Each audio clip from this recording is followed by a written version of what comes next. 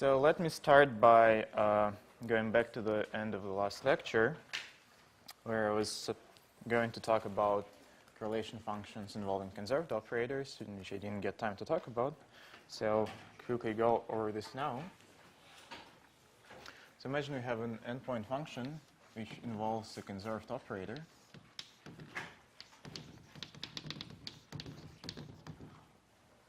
Which I will, for simplicity, take to be a traceless symmetric conserved current of spin S. And we have some local operators O1, On inserted into this correlation function. Now, this current, it has a dimension which sits at the boundary of the unitarity bound. So it saturates the unitarity bound and has dimension S plus D minus 2. And the conservation equation that we're interested in reads as just divergence of this current is 0 up to contact terms.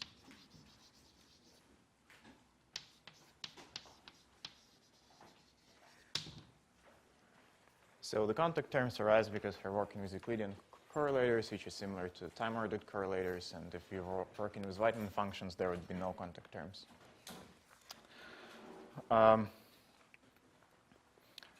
So the reason why it is okay to, so this is a derivative equation, some differential equation of this current J, and in conformal field theory, we have conformal transformations which depend on trivial and coordinates, and so you can ask why this equation is invariant under conformal transformations, and the statement is that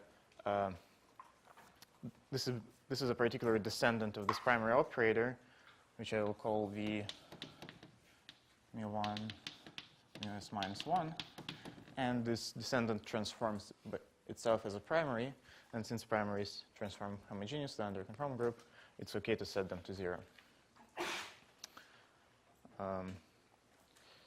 Now, this equation, of course, implies some differential equation for this thing. So for the correlation function, so this has to be equal to 0 up to contact terms again, which I will ignore for now. And this is an untrivial constraint because if you just take a generic n plus 1 point function of this form and apply this differential operator to it, we're not going to get 0. Instead, because I said that this derivative transforms as a primary, we are going to get something which transforms as a primary n plus 1 point function, where instead of j we have this operator v. And as such, you can expand it in tensor structures, in the appropriate tensor structures.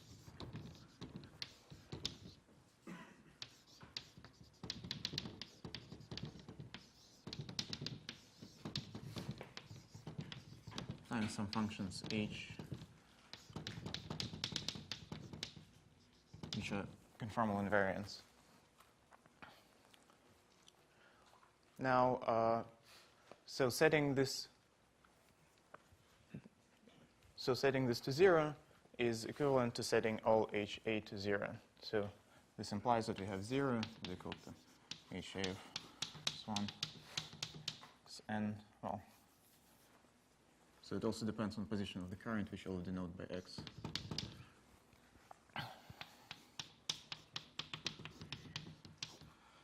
And since we can also do a similar expansion for the original n plus 1 point function, then we can differentiate that expansion, and you can see that these functions HA should be expressible in terms of the functions in which this correlator expands in terms of differential operators. So there are some differential operators, DAB, which act on functions GB, which enter in the tensor structure expansion of the current correlator. So in general, this is clearly a system of differential equations on function g. However, for 2 and 3 point functions, for 2 and 3 point correlators, these functions g do not depend on coordinates because there are no conformal invariants of 2 or 3 points. So this becomes a system of linear equations. Yes? Do you mind speaking a little louder? Okay, I will try to speak a little bit louder.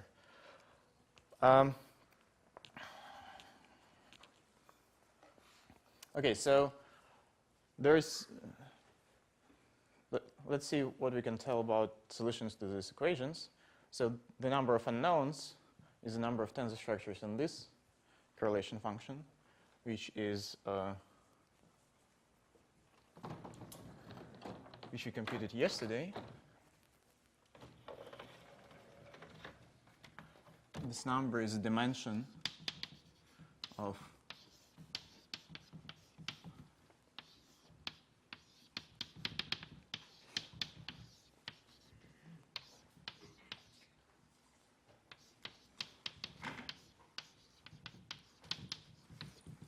it's the dimension of spin d plus 2 minus n invariant subspace in this tensor product where rho 1 to rho n are spin d representations of the operators O1, On, and rho j is the trace-symmetric representation of our current, which has S boxes. So this is the number of unknowns, and the number of equations is computed similarly. It's dimension of this space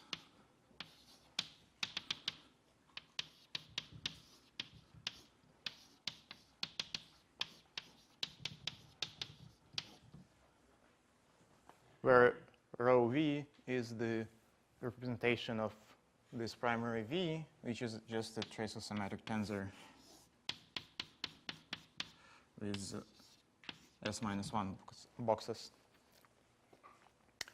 And then if we assume that all the equations are linearly independent, then the number of solutions, so then this would be the this will be the dimension of the space of solutions in the 2 and 3 point function case.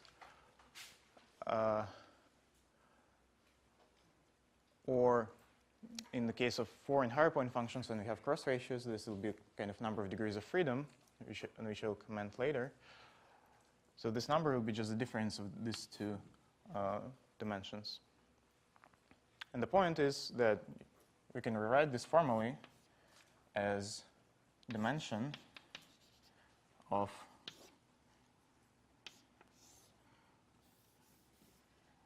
rho j d minus 1, which we'll explain in a second what it is. Tensor L1, tensor rho n. Again, invariant under spin d plus 2 minus n. So this representation here. Is it d plus 1 minus n? D plus 1 minus n. I'm sorry. You're right. This is because it's n plus 1 point function, not an n point function. Thank you. So this representation here, I just define it to be the spin S trace-symmetric tensor representation of group spin d minus 1 instead of spin d.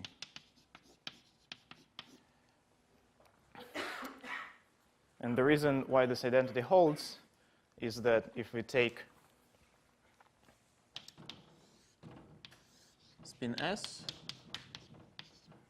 and reduce it to spin d minus 1, we get spin S plus spin S minus 1 plus so on, plus vector plus a scalar. And then if we do the same to S minus 1, we get the same thing, but starting from S minus 1. We don't get the spin S representation of spin D. And then since in these two formulas, the group with respect to which we are considering invariance is no larger than spin D minus 1, we can do this decomposition inside here. And we'll see that the terms which correspond to these representations will cancel. And we will only be left with a term which corresponds to spin S representation of spin D minus 1. So we can summarize this as a rule that to count the number of degrees of freedom in an n-point function which involves a conserved current, you can just use the rules which we discussed yesterday, but for the conserved current, you use spin d minus 1 representation instead of spin d. And this is a rule that I was trying to squeeze into the last 0 minutes of last lecture. But you said the equations are linearly independent. So this is what I'm going to talk about now. Before that, let me mention what precisely do I mean by this what this number precisely means when we're talking about 4 and higher point functions when we have cross ratios. So in this case, these are differential equations, and the statement is that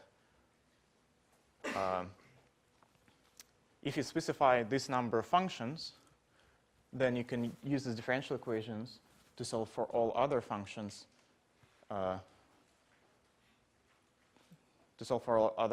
There is a small subtlety that you also need to specify boundary conditions, but boundary conditions kind of live on the boundaries, so they have they're kind of 0 degrees of freedom because they are functions of less variables.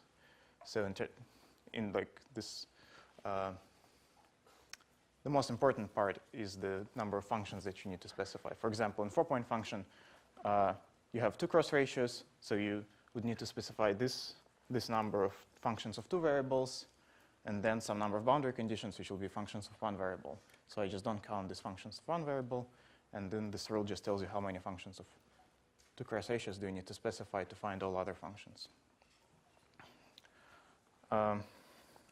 So this will be important if you try to do numerical bootstrap of correlation functions involving conserved currents, because these conservation equations, they're manifestly crossing invariant, and essentially you only need to impose crossing equations on those functions which are not fixed by these differential equations. So we might have time to discuss this in the next lecture, but now let me comment on Slava's question about linear independence of these equations. Just a quick recap. So the stabilizer is spin d plus 1 minus n? Yes, so the stabilizer is spin d plus 2 minus n, but in this case n is n plus 1. That's right. But then you would consider the representation of spin d minus 1. Yeah. So it just means that you need to further reduce it down to this smaller group. Otherwise it's going to be spin s. Sorry? So you reduce it further to say d minus. So Let me do an example. okay. That sound good? So as an example, let us consider a very simple example, which is 2 scalars and spin 1 current. So the scalars have trivial representations, and as I said, for the current we should use representation of vector representation of spin d minus 1. And then we should take invariants under spin d minus 1. So this is what you're supposed to do. If it was 4-point function, you would further reduce this down to spin d minus 2. So in this case, this tensor product is just equal to the vector representation, and so we don't get any invariants. So this implies that there are no tensor structures.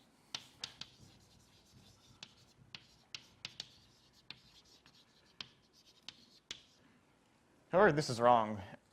So this is not the right answer, because, of course, we know that if you have phi dagger j, then you can integrate j over surface to form a topological operator which describes the charge, and then you can surround one of the phi's with this charge, and if phi is charged, you just get phi multiplied by its charge, and you reduce to a 2-point function. So this must be non-zero for this to work. Another way to see this is that there is actually a non-trivial contact term for this conservation equation. So it cannot be, the solution cannot be that this thing is identically 0. But this only can happen if the dimensions of these phi's are equal. So the precise statement for this rule is that you need at least one operator in your 3-point function to be generic, to have a generic scaling dimension. So for example, we fix dimension of delta 1, and then dimension of delta 2 is generic, then this doesn't hold, and this is a correct rule. You can check that if you just so before imposing conservation, there is just a unique tensor structure here, which I will discuss soon how to write down. And if you apply d mu, then what you get is something which is proportional to delta 1 minus delta 2 times something non-zero. So this structure is only conserved if delta 1 equals delta 2. So this is consistent with this discussion. For delta 1 equals delta 2, we get a non-trivial structure. For generic delta 1 and delta 2, we don't get anything. And this rule works. So in the case of one conserved current, you can prove rigorously that this is how it works in general. So if you have on the one conserved current in a 3-point function, this rule works for generic dimensions of these operators, of the other two operators, and there are corrections related to word identities, which only happen when there are certain relations between the scaling dimensions of the operators. For example, when, basically when the difference between scaling dimensions is half integer. Because in another example, you could imagine having scalar, fermion, and supercurrent. And then there would be a word identity which relates this to a 2-point function of fermions. Could you say again why there were no tensor structures in this example from the representation theory point of view? Okay, because you take scalar representation, vector representation of spin d minus 1, tensor them, you get vector representation of spin d minus 1. And then you look at its transformation properties under spin d minus 1. And this is a non-trivial representation, so it doesn't have any invariance inside of it except 0. And 0 is 0, so it's not interesting.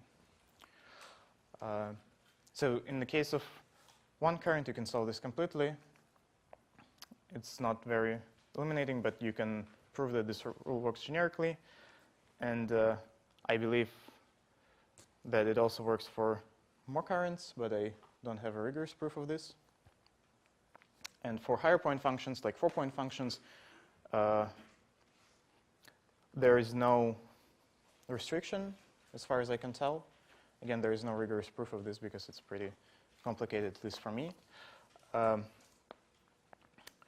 the reason why higher point functions are okay is because, as I showed here, the failure of this rule is usually due to word identities.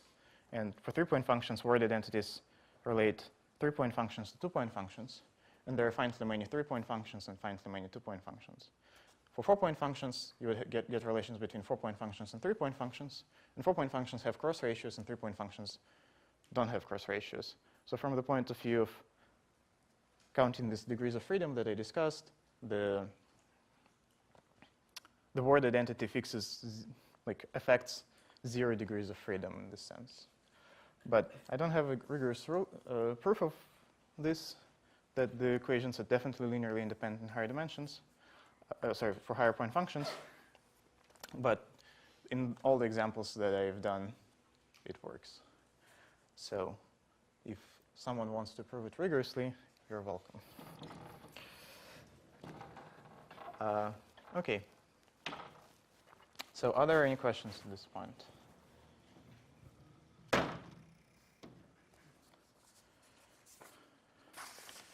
Okay. So now I will move to actually writing tensor structures down. And so in principle, the stuff that I talked about in last lecture, it already kind of gives you a construction of tensor structures by saying that, well, you specify the value of the tensor structure in this fixed configuration, and then you just use conformal transformations to define it for any other configuration. But this is very implicit, and the thing that I want to discuss now is how to write down an explicit expression where you can just plug in numbers and get numbers. And the approach that I will use is the so-called embedding formalism.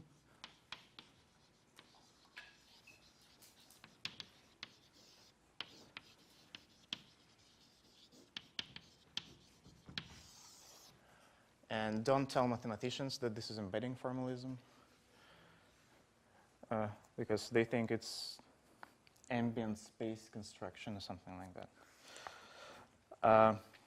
the idea is that, as we know, the conformal group in d dimensions is isomorphic to SO d plus 1, comma 1.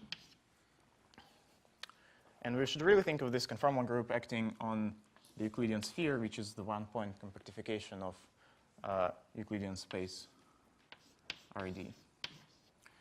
And the reason for that is conformal transformations can take certain points in Euclidean space to infinity and can bring infinity-defined positions.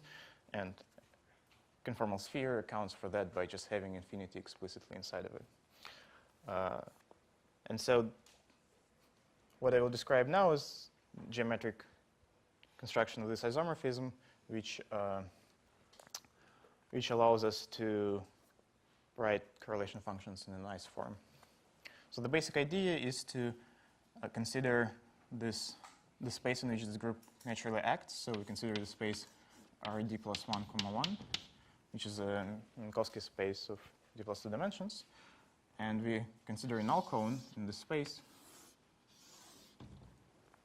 So null cone contains rays.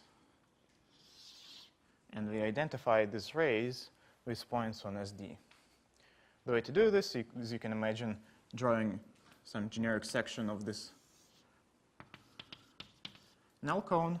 It has topology of a sphere, so you can identify it as a sphere in your favorite way, and then you have identification with the rays. So mathy way to say this is that SD will be the projectivization of the null cone in this space. And the thing that I want to explain now is that the metric structure of this space becomes the conformal structure in the sphere.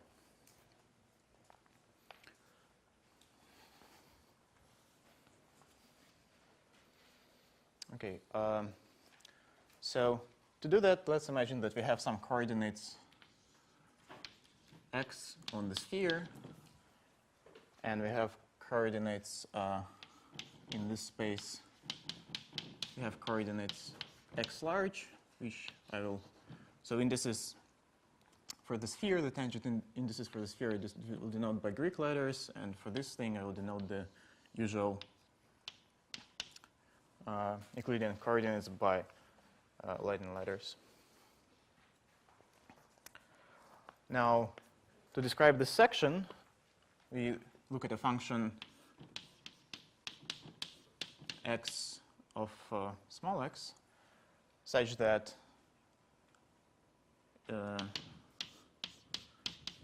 x squared of x is 0. So this just describes a section of this null cone. And we also assume that it's not degenerate in the sense that it actually gives you a section.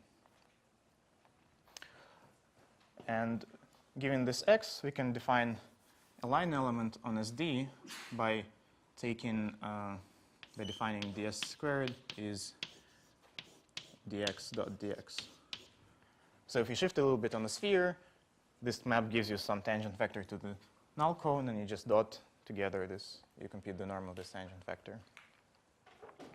So it might seem that this construction tells us some metric on the sphere, but this metric obviously depends on the section that we choose. So let us consider some other section, x prime.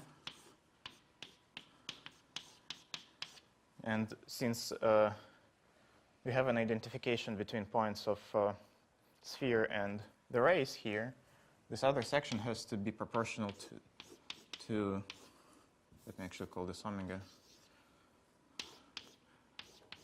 to the old section by some positive proportionality factor. So this is just a scalar.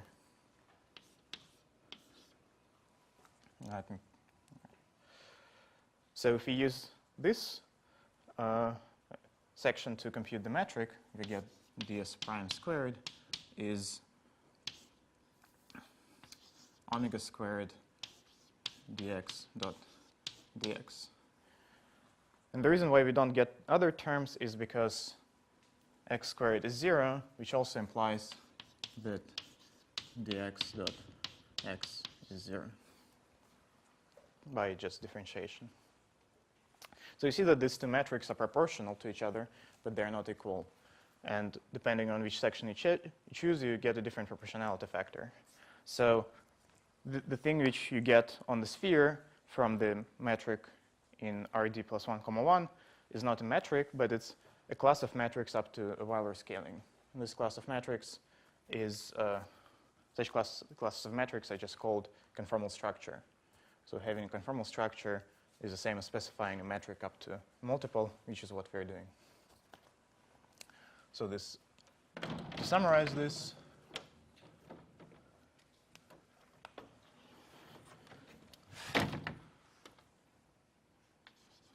metric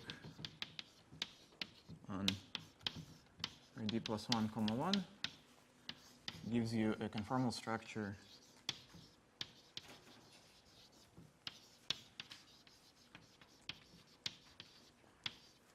on SD. Are there any questions at this point? Yes? Sorry, I couldn't understand why omega x has to be a scalar. Do you have any arbitrary rotation? So this, I have identified the sphere with the null race. So I want the change of embedding to preserve this identification. The comment from a Russian speaker to Russian speaker, should it be that the flat metric on RD plus 1, 1 defines a conformal structure which you have not yet identified? Okay. Yeah. B, because obviously there are no other metrics. And A, I mean, this is also D because there isn't the one that we care about, but yeah, I get very, very kind of, yeah. So yes, I will show in a second. Oh, let's actually compute this. I will show that this is the conformal structure that we want in a second, but let me make another comment first. So this implies that isometries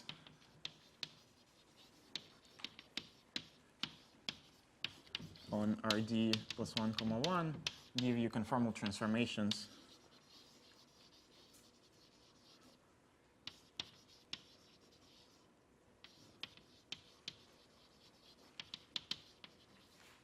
on SD, where conformal transformations is defined with respect to this conformal structure, which we have not yet checked what it is.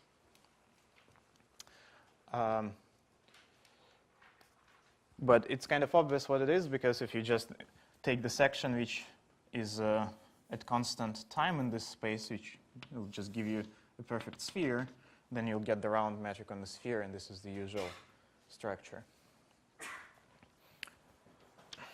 The usual conformal structure that we are used to, because this will also correspond to flat metric on this space RD, because this round metric on SD is conformal to flat metric on RD by stereographic projection.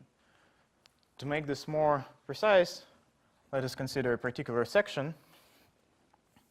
So we will define null coordinates x minus and x plus, such that the x squared is x plus, x minus with a minus sign, plus x mu, where this will be this mu will just label all other coordinates in x, which there are d of them. And we will consider a particular embedding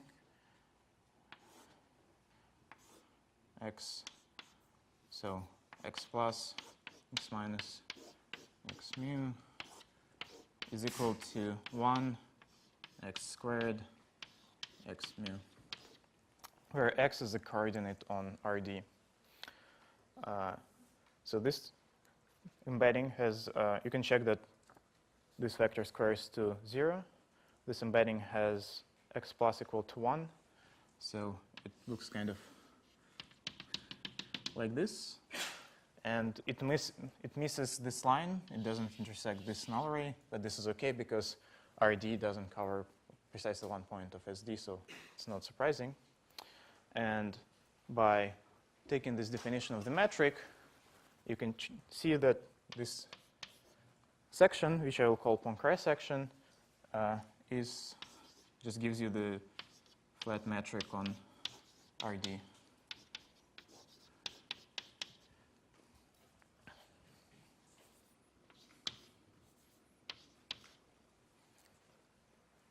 Okay, and the way conformal transformations arise is that if you apply some Lorentz transformation here, you will change from this section to some other section, and then you can rescale to the original section, and that will change metric by a factor, which implies that it will give you a conformal transformation.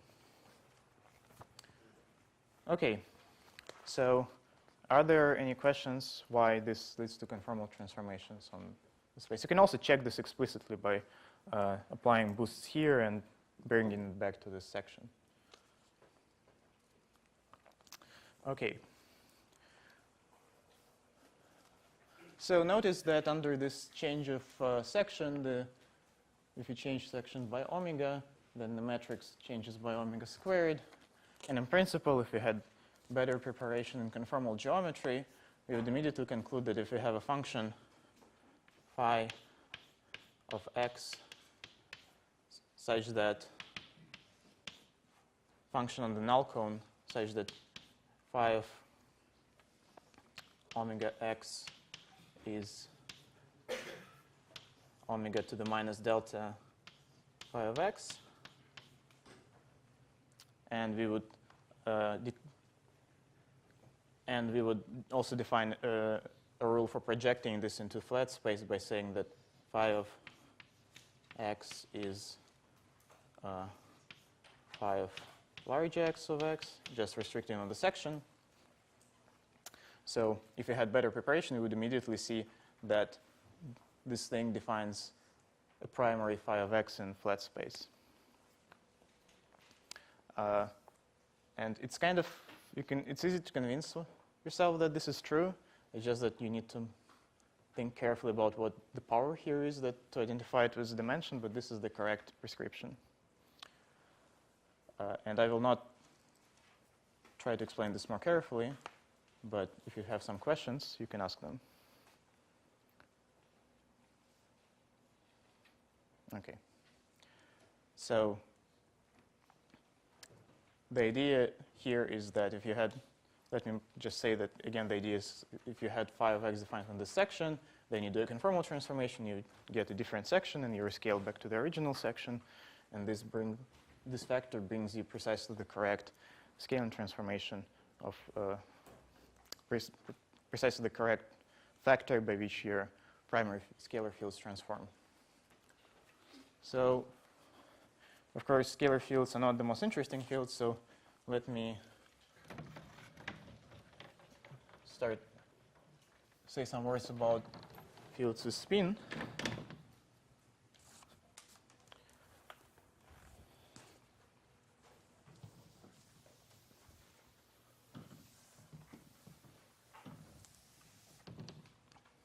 And a natural field with spin on a sphere or in flat space is tangent vector field to like some vector field which lives in tangent space.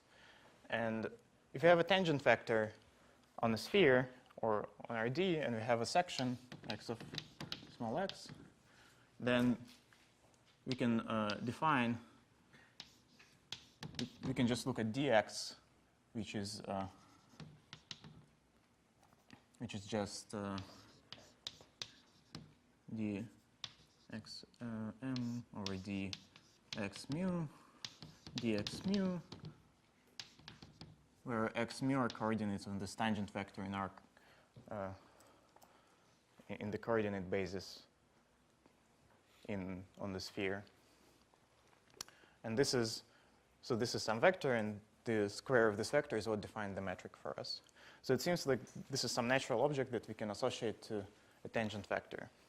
However, as I already discussed before, this will obviously change if we rescale, if we change the section. So when we change the section, this changes into omega dxm plus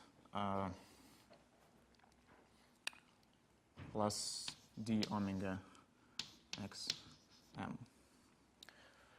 Now, if we didn't have this part, this would be sort of okay because, as I said, so in scalar here, in scalar field here, omega prefactor just means that you have some non-trivial scaling dimensions. And if you think about this more carefully, then it's natural to assign scaling dimension -1 to tangent vector fields. So this prefactor here is okay, but this thing is something new. So, however, we can just get rid of this thing, but by considering dxm modulo xm. So if you want some more fancy words, just the tangent space to RD plus 1, 1 defines some bundle on this null cone, and xm at every point defines a particular sub-bundle, and you just take a quotient bundle. And the claim is that that quotient bundle is, vector bundle is isomorphic to the tangent bundle. But this is some fancy words. The essential idea is that we just look at these things. It's just motivation to look at some vectors in embedding space modulo xm. And based on this motivation, you can define a vector field Vm similarly to a scalar field, but satisfying some extra properties. So first we identify, we just do not distinguish Vm and Vm plus something proportional to x. And then, because as I said, dx is so over here, dx is orthogonal to x, we also restrict Vm to be orthogonal to x. Also, this field is, of course, again defined on the null cone, so only on x squared equals 0. And similar to scalar, we ask it to be a homogeneous function. And instead of just having dimension -1, we put some more interesting scaling dimension minus delta. Scaling dimension delta. So, and you can check that with these definitions, the field will indeed transform as a vector field after we project down to flat space, but I haven't yet told you how to do that, which I will do now. Let me just say that these two conditions are natural because each of them kills one of degrees of freedom in this index m, and the tangent vectors should have d degrees of freedom, but the space in which Vm lives has d plus 2 degrees of freedom. So these two conditions get rid of two extra directions, essentially. So, and the way to project this down to usual space, so to define the vector field V mu of x is very simple. We just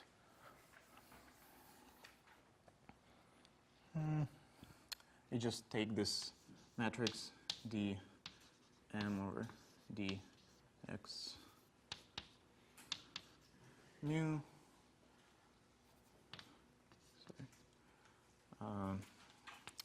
dx mu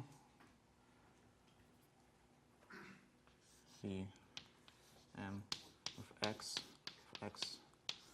and if you're working with sections which are not flat, which do not give rise to flat metrics, so if you're not working with something which is not the Poincare section, you have to be a little bit more careful, because you can see that natural index structure here is such that you get v with lower index, which means that it is a covector, and you need to use the metric that is defined over there to get a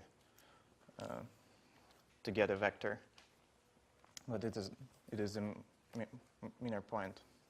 So in this construction, obviously generalizes to higher rank tensor fields, where you just get more indices, and each index has this kind of constraints.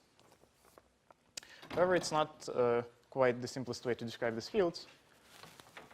In the same way as it's not having fields with indices is not the simplest way to describing tensor fields in flat space in the usual d-dimensional picture. It turns out to be more convenient to work with, wait, before I go to that, Are there any questions about embedding tensor fields? Could you repeat why we impose d dot x equal to 0? Because, this is the thing which gives you the correct result. But I started by motivating this, saying that dx is kind of the object that v should look like. And dx has this property, because x squared is 0, and if you take differential, you get x dx equals 0.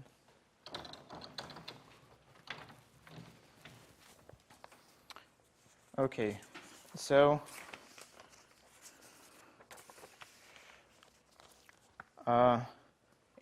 in usual d-dimensional picture, was there a question? No. In usual d-dimensional picture, it is useful to introduce index-free notation for vectors, for tensor operators, and for simplicity I will only consider traceless symmetric tensor operators, where we take a null vector z. So of course there are no null vectors in Euclidean signature, so z has to be a complex vector. But it's okay because it's just some formal parameter that we will use, and we contract a bunch of these vectors with the indices of spin j traceless symmetric tensor. We just define this function. So I will not go into details of that, but the idea is that knowledge of this function at z squared equals 0 suffices to completely reconstruct this traceless symmetric tensor. The reason it suffices to use only one z is because it is symmetric in the indices, and the reason why it suffices to use null z is because it's traceless. You can read,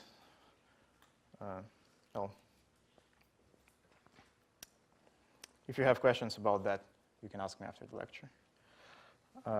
And the similar thing is natural to define in embedding space, where we now have an embedding vector z, m1, z, and j, and we contract with these indices which have the properties which we just discussed.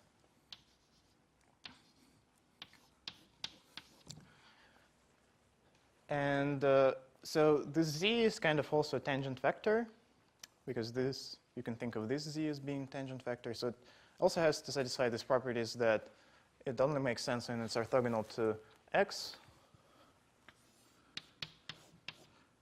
And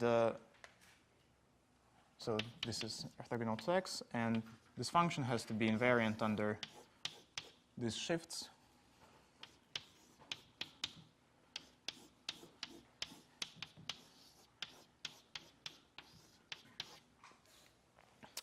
So thinking about z as a tangent vector is just one way of arriving at these conditions. Another way of arriving is saying, well, let z be just any null vector, then because these vectors, so these tensor operators, have this property that they are defined only up to shifts by x, you must impose this condition for this function to be well-defined. So you must impose this for the function to be well-defined, since you can just shift some indices by x. And then since this vector indices are also orthogonal to x, you can check that these functions will satisfy this condition. And then the rule for projecting down to d dimensions is the same as here. So, or in other words, what I will describe is how to find z, large z, which corresponds to small z. So it is just given by this formula.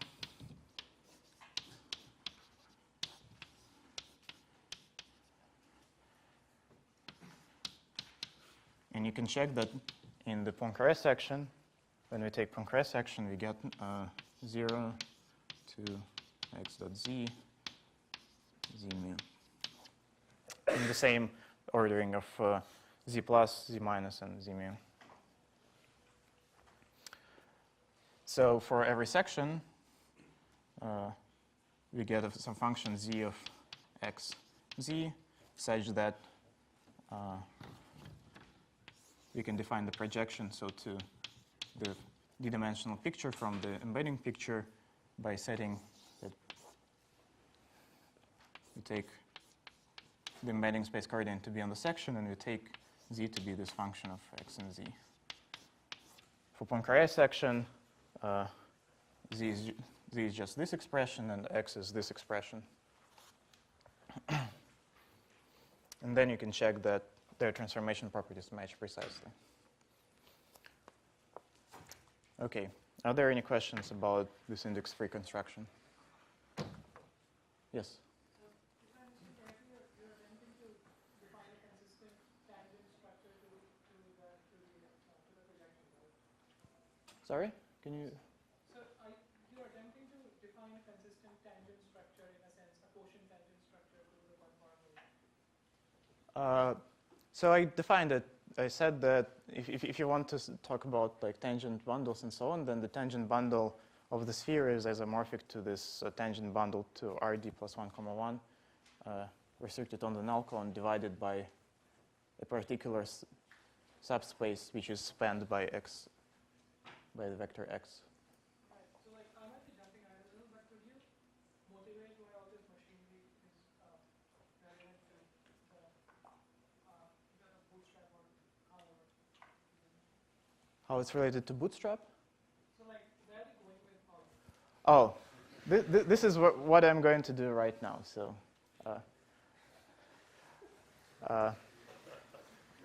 yeah, that's a good question. I'm sorry, I realized that this probably was not very well motivated in the first place. Well, you can think of all this as just leading to a recipe of writing conformally invariant expressions. The reason for that is that conformal group acts in some complicated way on this x and z, but it just acts linearly on x large and z large. And this is what we'll use right now to write down some conformally invariant expressions, which will transform precisely as we need them to transform.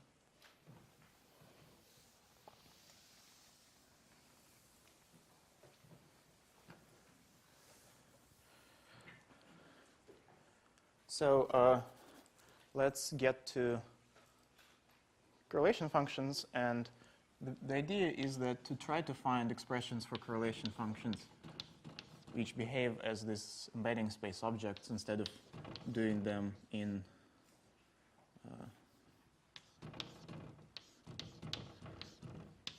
d-dimensional space. So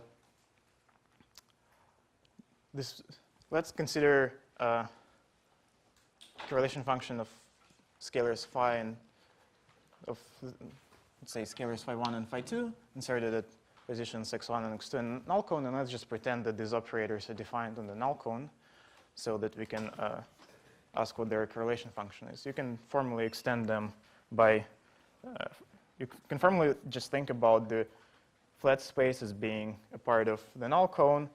Then you define the values of the fields on that part of the null cone by this identity. And then you just use these homogeneity properties of the fields to extend it to all null cones. So it makes sense to ask what this correlation function is. And by this kind of property, it has to be homogeneous in x1 and x2. It's also defined for x1 squared equals 0 and x2 squared equals 0. So we cannot use, let me better say this way. This has to be some function of the invariance of conformal group. And since x1 and x2 transform as vectors on the conformal group, we can only have inner product of x1, x2, x1 squared, and x2 squared. And since x1 squared, and we need to define this function on the null cone, these two things are just equal to 0. And the only thing we are left with is a function of inner product, and it has to be homogeneous in x1 and homogeneous in x2 according to this rule. And the only homogeneous function of the inner product is just 1 to, so I'll write it in this way, to some power delta. And homogeneity properties imply, so homogeneity properties of these fields imply that delta is the same as delta 1, and it has to be the same as delta 2. So we recover the result that the two-point functions only exist when the dimensions are equal. But furthermore, we explicitly recover what the two-point function is, because we can plug in this expression for the x's, and we'll just find that this is precisely equal to 1 over x1 minus x2 power 2 delta. We just plug this expression, compute the inner product, and this factor of minus 2 is just ensures that this is a nice combination of this form. These are small x's, right? Yes, this is small x's. This is just flat space. So this is the usual correlation function. Phi is a scalar over here. Yeah, so here phi is a scalar. So we need to still motivate the condition because so they're motivated for like how the vectors. So I also stated here. But yeah, it's like a scalar is vector of spin, is spin J tensor of spin 0, so it has to have the same properties, it just doesn't have indices. And then you can also play this game with three-point function for scalars, which I think you can figure out yourself. And I will now talk about how to write such invariants for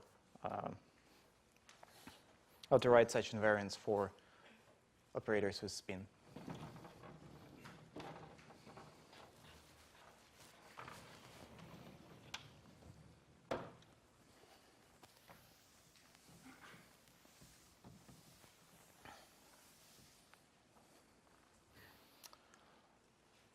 So if you have a correlation function of operators with spin, and I will again consider only trace symmetric tensors for this discussion.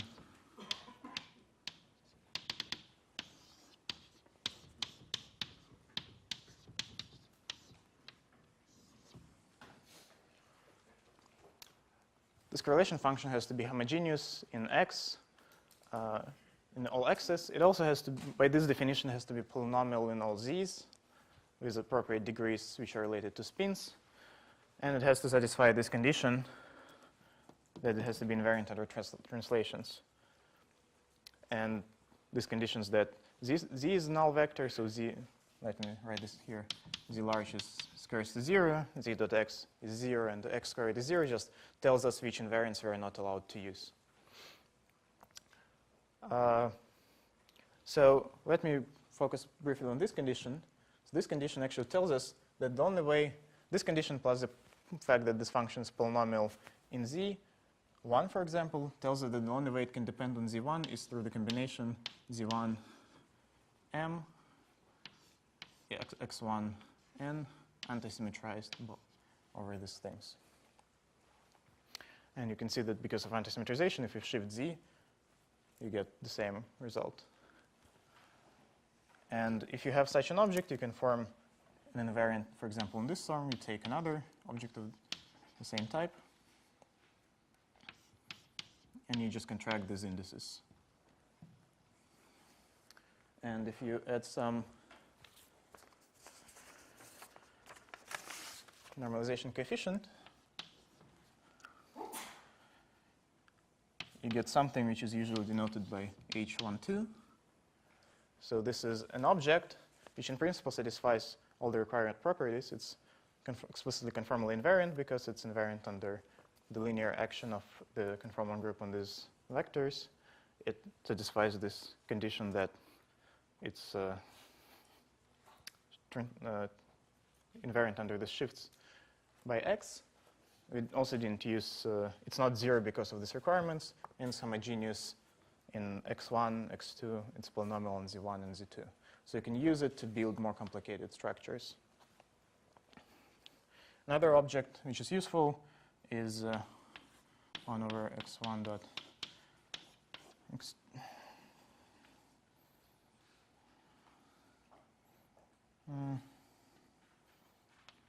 Let me write it this way. Xj dot xk z I dot xj xj xi dot xk minus the same thing where x I is swapped with Zi. So because this expression is antisymmetric and Zi and Xi, it satisfies this invariance condition, which is required, and again has all the same nice properties. And this is usually denoted by V, I, J, K. And you can prove, which will be an exercise on the problem set, that these two types of objects suffice to write down all possible invariants for correlation functions for period-even tensor structures for traceless symmetric operators. For example, the two-point function of two traceless symmetric tensors in these conventions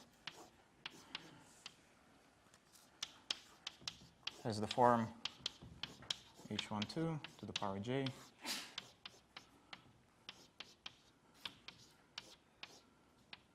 delta plus j.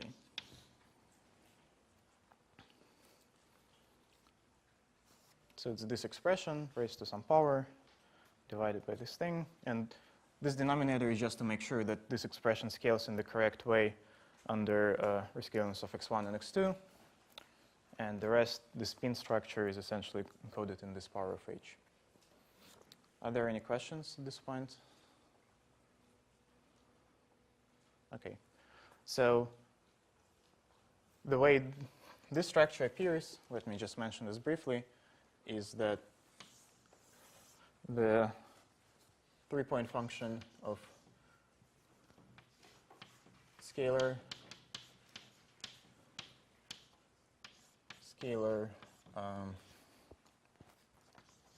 O3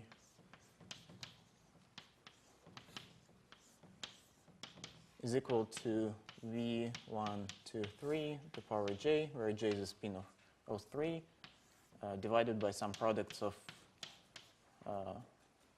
x1, x2, x2, x3, x1, x3 to various powers to make sure that the scaling is correct in all xi's.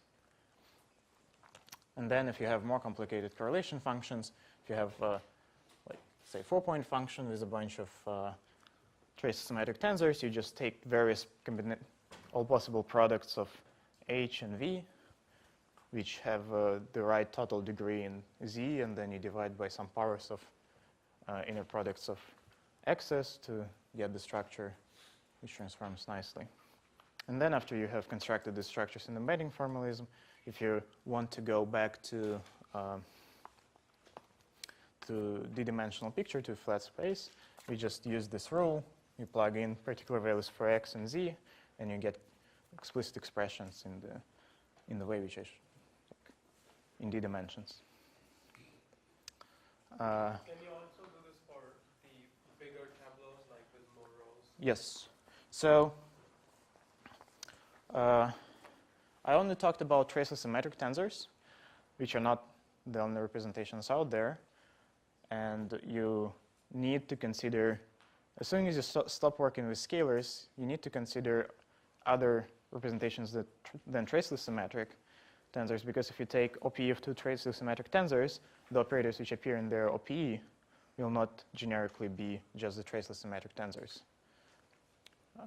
Of course, in 3 dimensions, where there are the only bosonic representations of traceless symmetric tensors, this suffices. But in 3 dimensions, this formalism is not very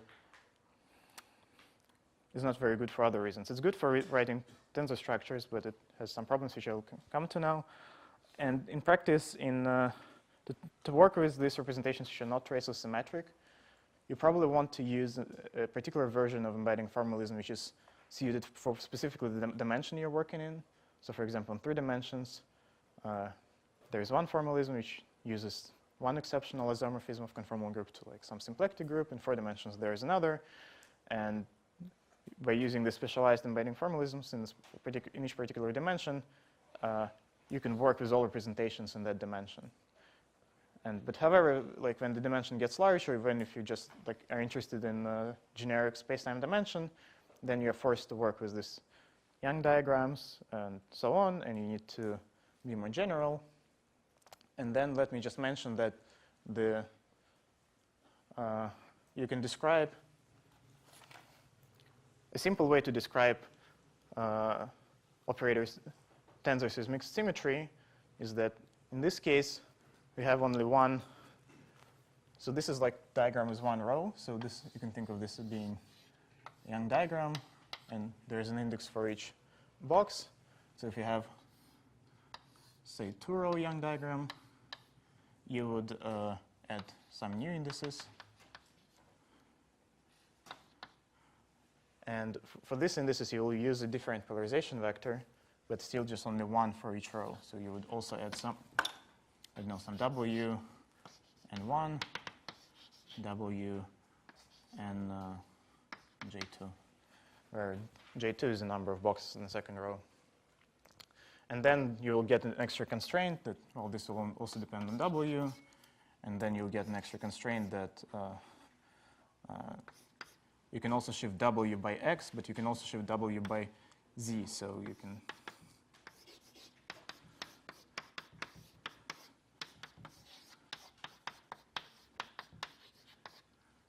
And again, all these vectors are null and orthogonal to each other.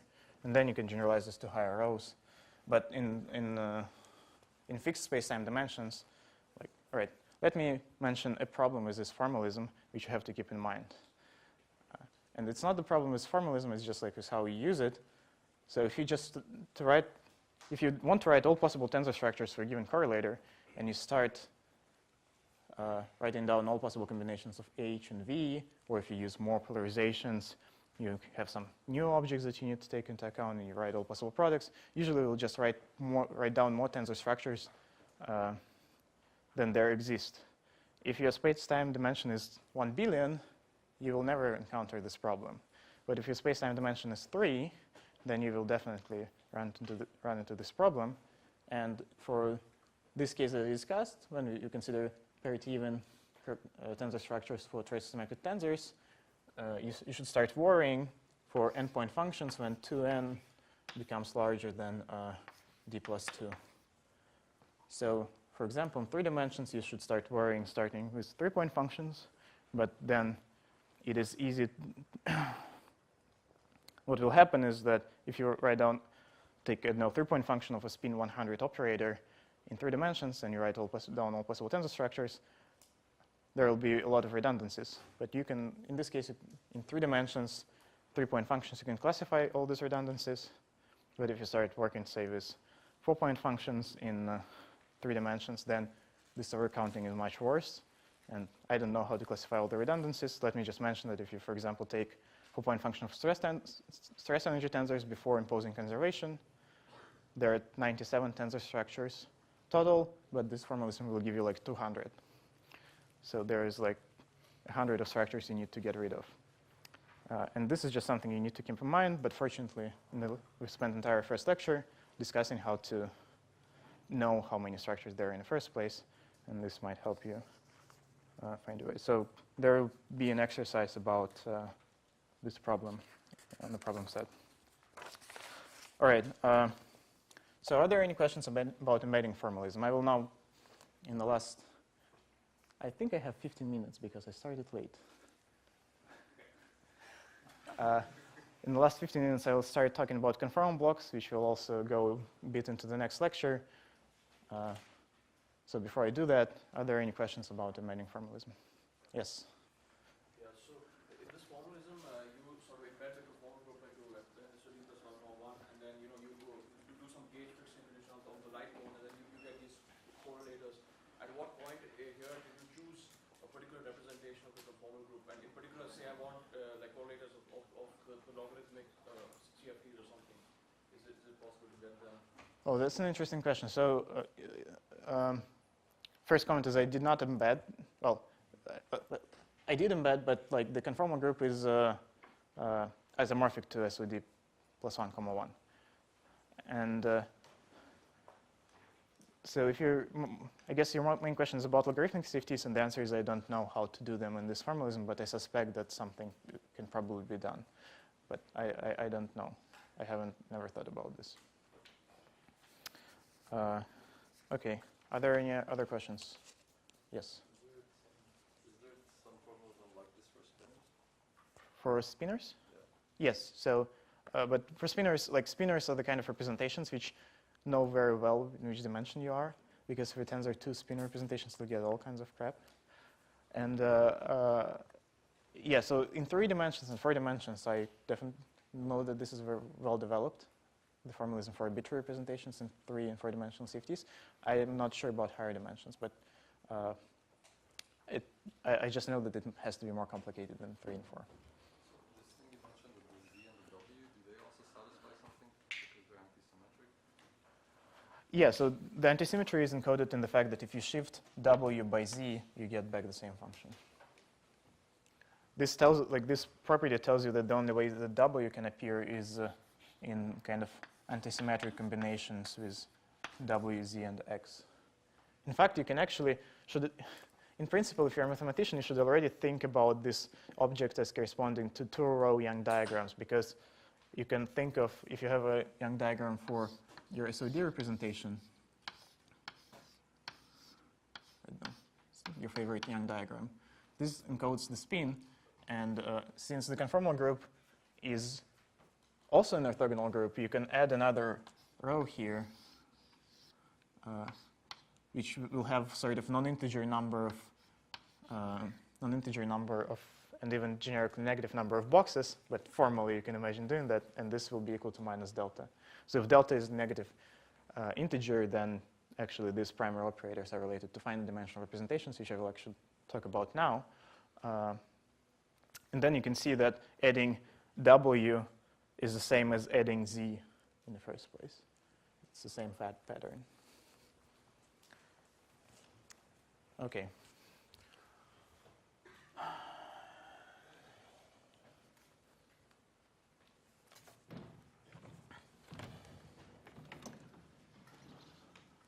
Okay, let me start talking about conformal blocks.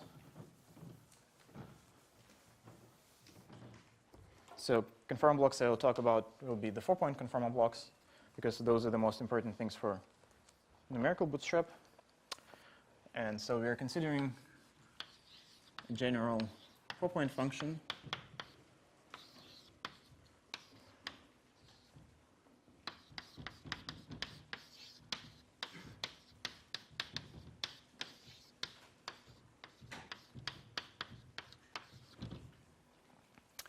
And we start computing it by taking OP of operators 1 and 2, and then also operators 3 and 4.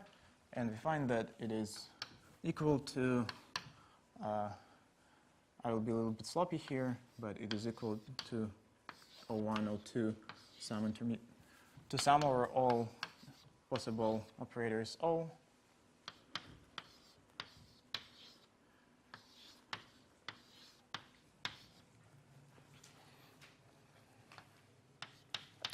Plus contributions of descendants.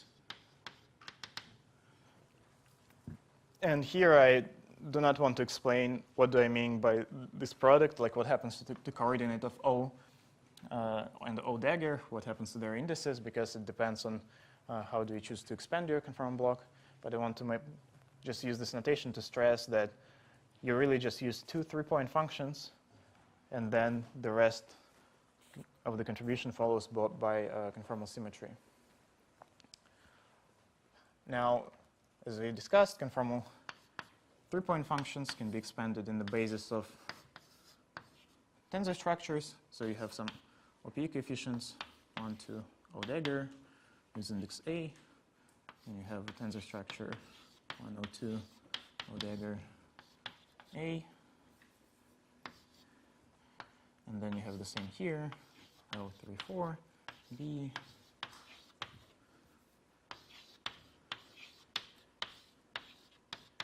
plus descendants. And all right, and now we can pull out this OP coefficients for each operator, and we will get. So I'll just move this here. And then what is left in the parenthesis is just something which is completely fixed by conformal symmetry. And it has labels. It depends on the intermediate operator, on your choice of tensor structure, so on this indices A and B. So I'll write this as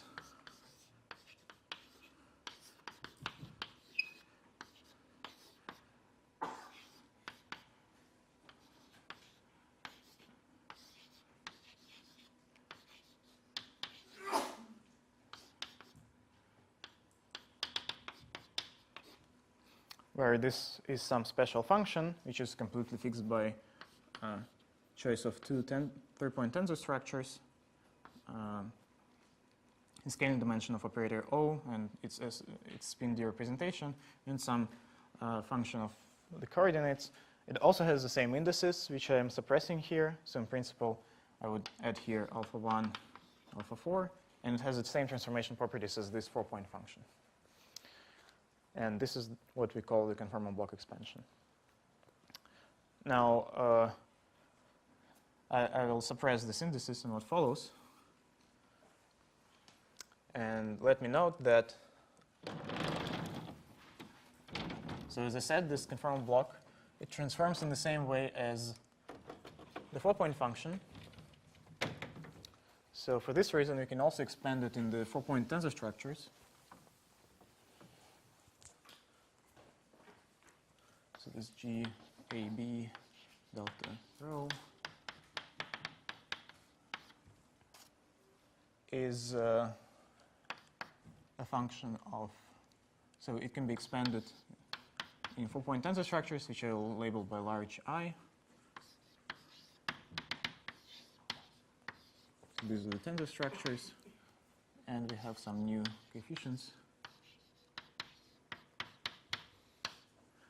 And now these coefficients in this kind of expansions, as we discussed, they have to be conformally depend only on conformal invariance. So in our case, it will depend on U and V or Z and Z bar, which are the cross ratios that have been repeatedly talked about at this school. So the point of this is that this object here, so it's a collection of objects, which is, first you choose delta and rho. And well, first you choose the external operators, their scaling dimensions. After that, you choose the intermediate operator, its scaling dimension delta, representation rho. It tells you what 3-point functions you can have when you choose a pair of 3-point functions. And then finally, you choose a 4-point tensor structure. And after you've made all these choices, you can write down this thing, which now is just a function. So if you plug in numbers, you plug some number for Z and some number for Z bar, this will be just some number. And this is, to do numerical bootstrap, you basically need to compute all these functions for the problem that we are interested in. And this is what I'll talk about, I guess, mostly in the next lecture. So the simplest case are the scalar blocks.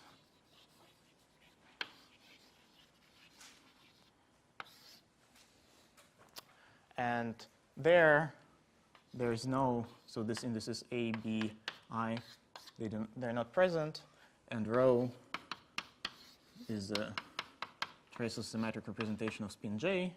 So we get functions just J delta, G delta J of Z and Z bar.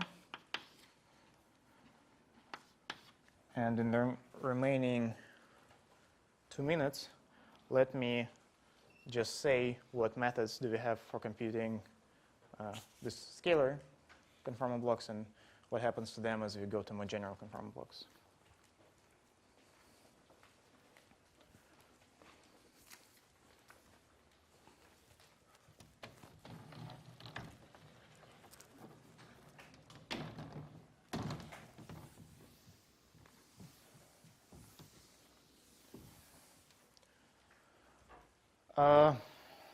Okay, so I will probably forget to mention some methods, but so people who have worked, I hope that people who have worked on these methods will forgive me.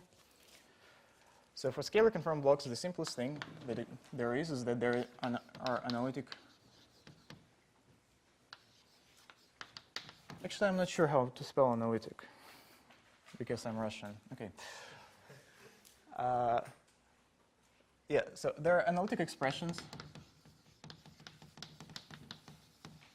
in even dimensions in terms of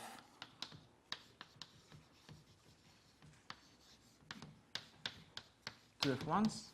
And I believe, I mean, in 2 dimensions, it's a straightforward exercise to see that this is just a product of 2 hypergeometric functions. I think in 4 dimensions and higher, it was figured out by Dolan and Osborne. So if you have an analytic expression, you can obviously plug in some numbers and get numbers. So that's, in a sense, almost the best thing you can hope for. Now, let me mention that these analytic expressions come from solving something which we call Casimir differential equation.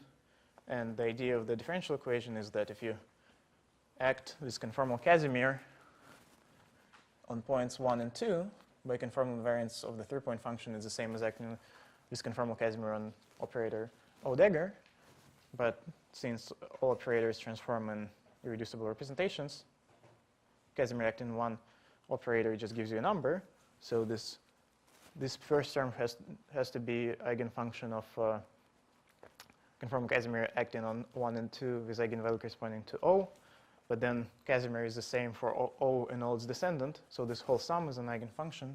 And then you can write a differential. So acting with the Casimir is just some quadratic expansion in the generators. So you can, and generators are implemented by some differential operators. So this gives you a differential equation. And you can solve it and find these hypergeometric functions. Using the same differential equations, you can solve this differential equation in power series. So there are various power series solutions based on Casimir equation.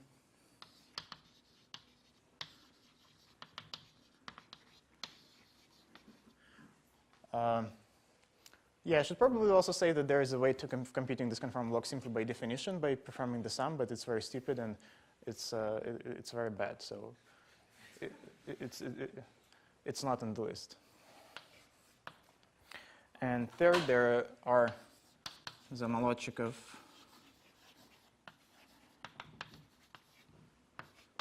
like recursion relations, which are basically based on the idea that as a function of the intermediate scaling dimension delta, conformal block is a meromorphic function, and its residues are proportional to other conformal blocks, which is something that you can show. And then you just use the fact that if you have a meromorphic function, you can write it in terms as a sum over poles. And this turns out to give a recursion relation, which is useful for generating for numerically computing these conformal blocks. And actually, this third point, I think this third way is the most convenient for numerical applications because it makes the structure in the dependence on scaling dimension very transparent, and this is something that we like in numerics. So these all work very well for scalar operators. Yeah, let me mention that this is tricky if d is exactly 2n.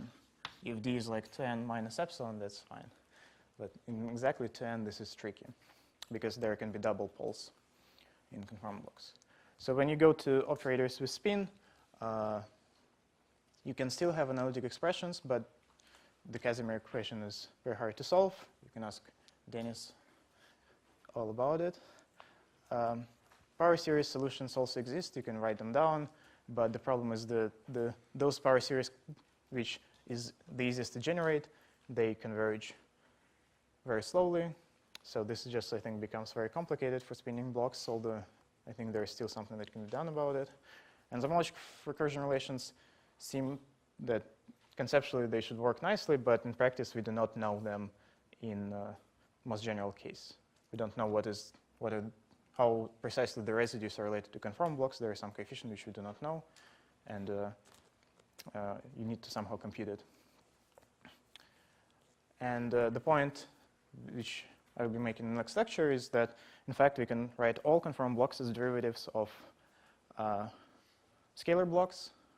So any conformal block can be written as a derivative of a scalar block. And since you can compute scalar blocks, you can compute all the conformal blocks.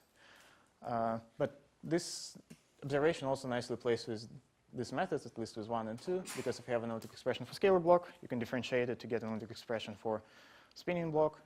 And if you know the pole structure of scalar block, and you know that spinning block is a derivative of scalar block, then you know the pole structure of the spinning conformal block as well. So you can use this to derive some logic of recursion relation. So this is what will be in the next lecture, and I'll stop here. Thanks.